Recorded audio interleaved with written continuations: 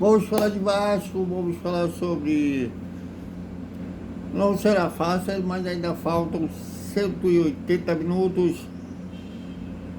contando aí, né, os dois jogos, pode até durar um pouquinho mais, e pode ser decidido de novo aos pênaltis, mas vamos falar do adversário, que também tem uma torcida apaixonada como a nossa, e também Diego Souza se emocionando com a classificação do Vasco para a final da Copa do Brasil. Tudo isso já. Salve, salve, galera do Vascão. Boa noite para todo mundo. E quarta-feira às 9h30 da noite, lá no Itaquerão, em São Paulo, a bola vai rolar. E como vai rolar? Corinthians e Vasco é o primeiro jogo da final da Copa do Brasil. E o segundo jogo, domingo, às 6h30 da tarde, no Maracanã, estaremos lá. Bom, e ainda a gente não solicitou hoje o credenciamento, mas a gente vai solicitar amanhã, e no Maracanã a gente tem, não diria certeza, mas confiança que a gente será aprovado. Bom, ainda não começou a venda dos ingressos para o segundo jogo, mas é certo que o Vasco vai disponibilizar pelo menos 3.000 ingressos para a torcida do Corinthians, já que a torcida adversária tem direito a 10%, né, da carga dos ingressos, a torcida visitante.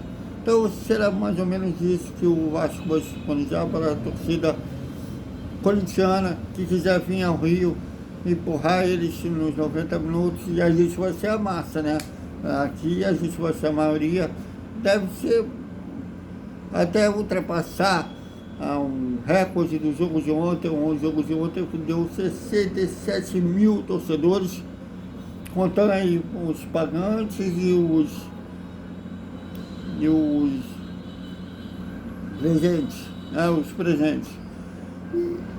Então deve ultrapassar, né, no jogo de domingo, dependendo inclusive do resultado do jogo de quarta-feira. Se o Vasco vencer e pegar uma vantagem para o jogo de volta, a confiança vai ainda aumentar. Aí os ingressos vão esgotar em minutos. Eu já estou preparado para receber reclamação de torcedores, né, dizendo que o site deu pune. Vai ser uma loucura a venda dos ingressos para o jogo, né, do segundo jogo. Se empatar, né, e a decisão estiver totalmente aberta, também vai esgotar em poucos minutos para empurrar o time em 90 minutos. Então, se preparam aí a internet para ficar em hora e hora, né, e conseguia, e deve aumentar também. A diretoria ainda não falou o valor dos ingressos para o jogo da grande final contra o Corinthians, mas prepare o bolso e fica ligado na internet para conseguir comprar um ingresso desse segundo jogo da final contra o Corinthians. Bom, depois falando do segundo jogo, um adversário que o Vasco não venceu esse ano. Perdeu tanto no turno quanto no retorno. No Brasileiro, no turno, inclusive, estava poupando os titulares, né, visando a Copa Sul-Americana. Depois mostrou um erro crasso de estratégia, que passou vergonha também na Sul-Americana. Espero que ano que vem tenha aprendido com os erros, para o ano que vem, numa Libertadores, fazer um papel muito melhor, né? Então espero que tenham aprendido com os erros da Sul-Americana, mas poupando os titulares no turno, lá no Itaquerão. Inclusive foi nos últimos jogos que o Payet fez como titular, e o Vasco perdeu de 3-0, e no retorno em 6 de januário perdeu de 3-1.